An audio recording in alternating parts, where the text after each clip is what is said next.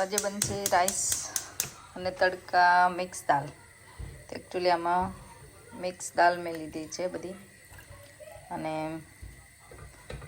તડકા દાળ બનશે સાદી લસણવાળી મસ્ત. તો હવે ચાલુ કરી દઈએ આપણે. હેલો, કેમ છો? તો આજે બનવાનું છે એકચ્યુઅલી ભીંડાનું શાક. ભીંડાનું શાક ઘરમાં બધાને બહુ ભાવતું નથી મારા સિવાય, તો હું ભીંડા થોડા જ લાવેલી. અને આજે બનવાની છે તડકા દાળ અને રાઈસ, જીરા રાઈસ જેવું બનશે. તો મને એમ થયું આજે જ ભીંડા બનાવી દઉં. તો કોઈક જે નોર્મલ સાદું એવું ભીંડાનું શાક બને એવું બનાવીશું. અમે કાલે એક ફંક્શનમાં ગયેલા, તો બહુ હેવી બધું જમેલા, એટલે આજે થોડું એવું જ હતું કે વઘારેલી ખીચડી અથવા તો દાળ રાઈસ કે એવું જ કંઈક બનાવવા છે. વઘારેલી ખીચડી છોકરાઓને બધું રોજે ખાવી ના ગમે, લાઈક ખીચડી નથી ખાવી, દાળ રાઈસ તો હજી એ લોકોને ભાવે.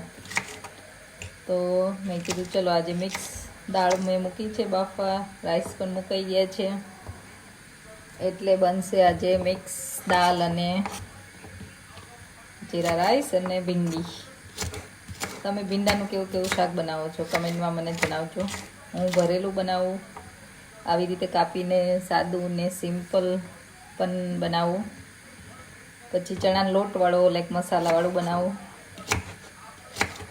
ડુંગળી ને ભીંડા પણ સરસ લાગે.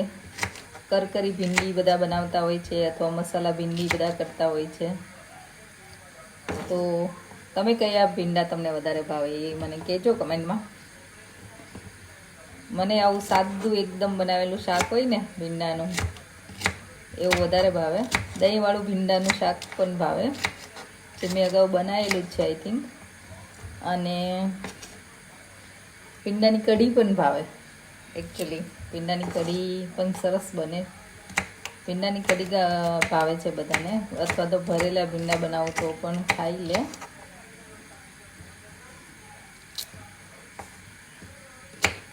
તો ચલો આજે ફટાફટ ભીંડાનું શાક સાદી રીતે બનાવી લઈએ.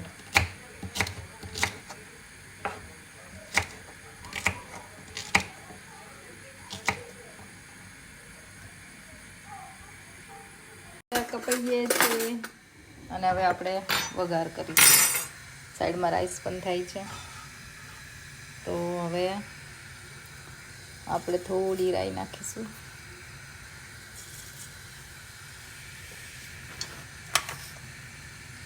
થોડું જીરું એડ કરીશું,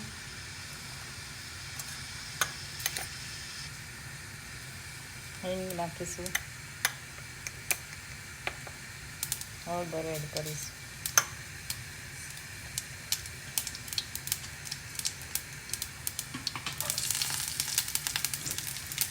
બધા ભીંડા એડ કરી દઈશું આપણે.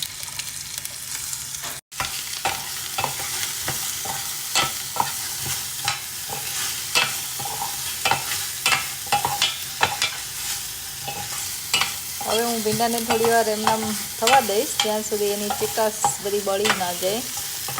પછી હું બીજા બધા મસાલા એડ કરીશ.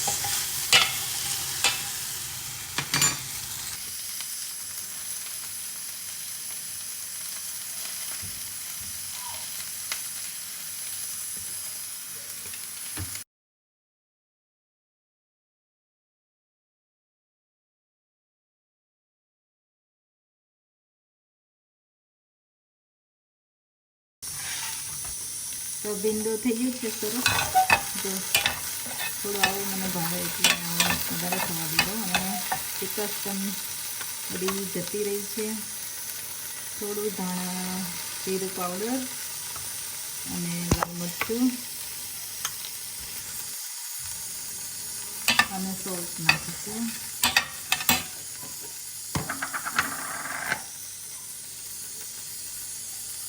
થોડી ખાંડ અને થોડું લીંબુ એડ કરીશું, અને શાક થઈ ગયું છે રેડી.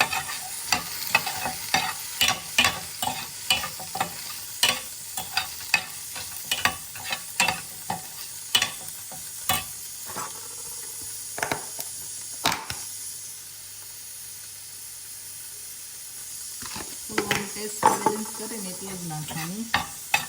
અને આપણે હવે થોડી લીંબુનો રસ નાખીશું.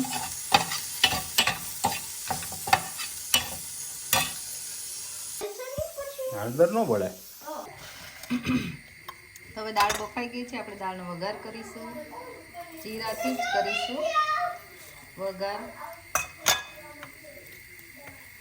થોડું જીરું, હિંગ અને એમાં આપણે જે ઓનિયન ને ટમાટો ને કાપ્યું હતું બધું એડ કરી દઈશું.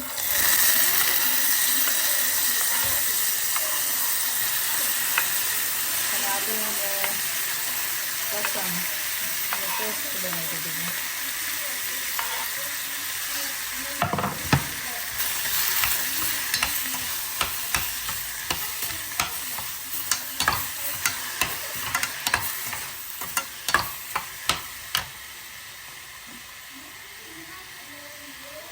હું આમાં થોડું ઘી પણ એડ કરીશ.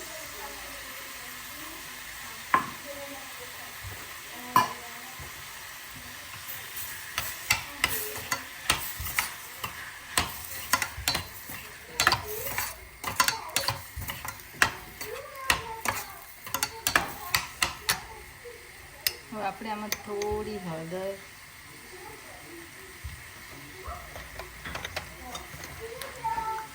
ધાણા જીરું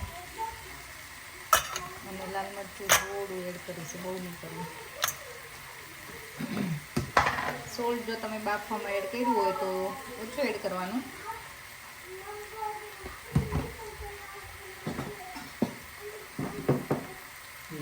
અને આપણે થોડો નોર્મલ જે શાક દાળનો મસાલો આવે, ગરમ મસાલો એડ કરીશું.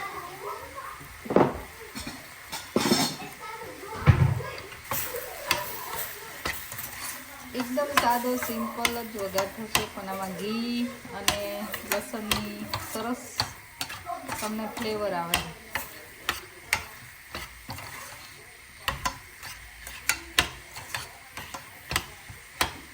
થોડી વાર ટમાટા સોફ્ટ થાય ત્યાં સુધી આપણે થવા દઈશું અને પછી એને દાળમાં એડ કરી દઈશું.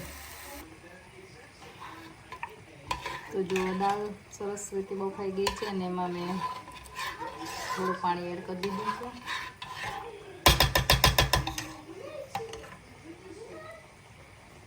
હવે આ વઘાર પણ થઈ ગયો છે.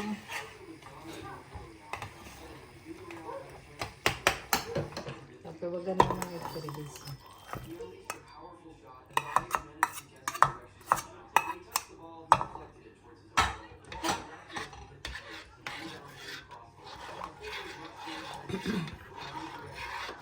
હવે આપણે આને થોડી વાર ઉકળવા દઈશું. તો જો દાળ થઈ ગઈ છે સરસ રેડી, એકદમ મસ્ત નાઇસ એન્ડ થીક. તો આ રીતે હું બનાવું છું તડકા મિક્સ દાળ.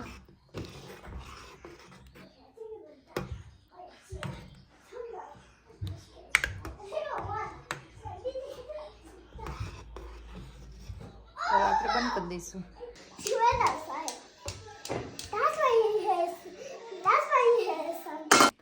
સ્નેહ શું છે આજે? દાળ, રાઈસ, પાપડ અને અમારા ગેસ્ટ આવ્યા છે આજે અમારા ઘરે. કા દીવભાઈ આવ્યા છે અમારા ઘરે અને વાગ્યું. કા દીવો મારા ઘરે આવીને વગાડ્યું એવું કે છે. જો વગાડ્યું હે મોટું દઈને વાગ્યું એમ કે છે. પછી શું થયું? વાગ્યું એટલે પછી શું થયું તને? દીવ રેડ્યો મટી ગયું. ના દીવ ના રેડ્યો. વગાડ્યું પછી બ્લડ થયું, પછી એની મમ્મા આવીને પછી રોવા માંડ્યો. ત્યાં સુધી નતો રોયો હોય ને. ચલો જમવા. ચલો દિવસ થઈ ગયો છે પૂરો. અને જો તમને પણ આવા વિડીયો અને રેસીપીઓ મારી ગમતી હોય તો please like, share and subscribe and C tomorrow with a new recipe.